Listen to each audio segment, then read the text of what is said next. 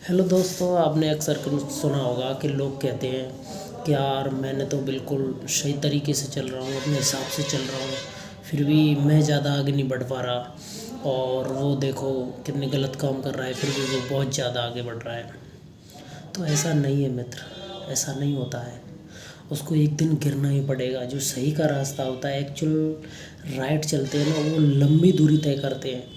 और जो लोग गलत तरीके से, गलत जगह से गलत पैसा इकट्ठा करते हैं, उनका लंबी दूरी तय करना नहीं होता है। वो बहुत जल्दी ही अपने रास्ते से हट जाते हैं, वो बहुत जल्दी ही गिर जाते हैं। तो मैं आपको इस चीज़ को एक महाभारत से जोड़ के समझाना चाहता हूँ।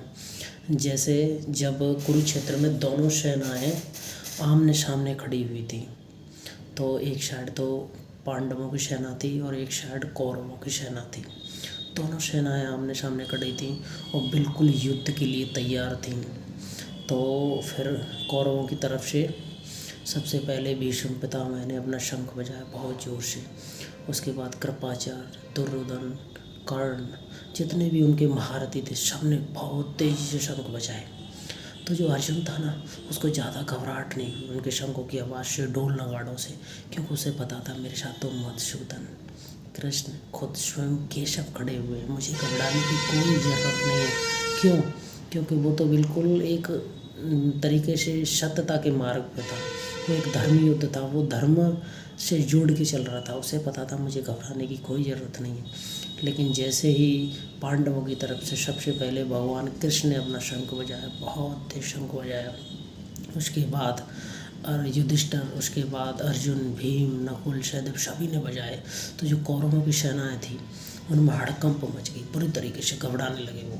क्यों? क्योंकि वो पाप से लिप्त थे। उन्होंने गलत तरीके से गलत रास्ता चुन लिया था, इसीलिए वो उनकी घबराहट पैदा हो रही थी। तो फिर जो अर्जुन थे, उन्होंने बोला कि हे माधव, हे कृष्ण, हे मधुसूदन, मेरा जो रथ है उसे बिल्कुल मेरे जो भाई हैं उनके पास ले चलो, करीब ले चलो, एक बार मैं उन्हें पास से देखना चाहता हूँ। तो जो माधव थे, वो अर्जुन के सारथी बने हुए थे और रथ को ले जाके बिल्कुल करीब रख खड़ा कर दिया उनके। तो जब अर्जुन ने देखा कि ये तो मेरे तात, जिनकी मैंने उंगली पकड़ के चलना सिखाया, उन्होंने हमेशा मुझको हृदय से लगा के रखा है, मैं इनको नहीं मार सकता। फिर उन्होंने देखा कि मेरे गुरु, मेरे भाई, ये मेरे सगे संबंधी, मेरे रिश्तेदार सभी खड़े हुए हैं। तो वो बोले, हे माधव, हे मधुसूदन, हे कृष्ण, मैं युद्ध नहीं करना चाहता। मैं इनको मार के और जो महलों का राजभोग है, ऐश्वर्य, वो मैं नहीं पाना चाहता। ऐसी ज़िंदगी मैं नहीं जीना चाहता। ऐसा सुख, ऐसा भोग विलास मैं नहीं करना चाहता, मैं नहीं जीना चाहता। मैं तो जंगल में जाके एक झोंपड़ी में रह लूँगा और अपना जीवन यापन कर लूँगा, लेकिन इस तरीके का सुख मुझे नहीं चाहिए।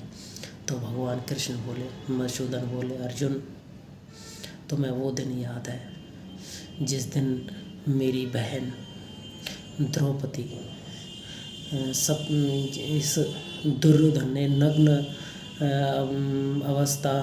नग्न करने के लिए दुशासन को आदेश दिया होता और कहा था कि इनको नग्न अवस्था में करके मेरी जंघा पर बिठा दो।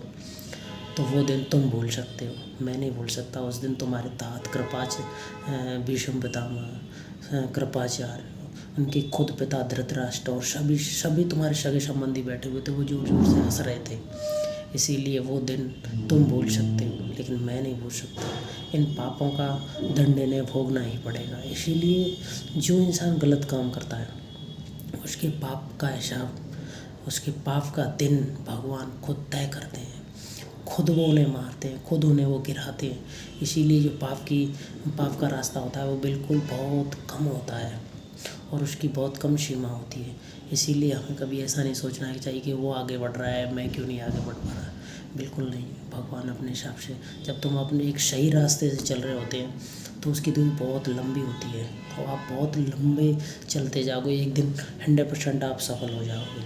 इसीलिए दोस्तों, कभी भी हमें ऐसे नहीं सोचना चाहिए कि हम अपनी जगह पर सही हैं और हम इतने आगे नहीं बढ़ रहे।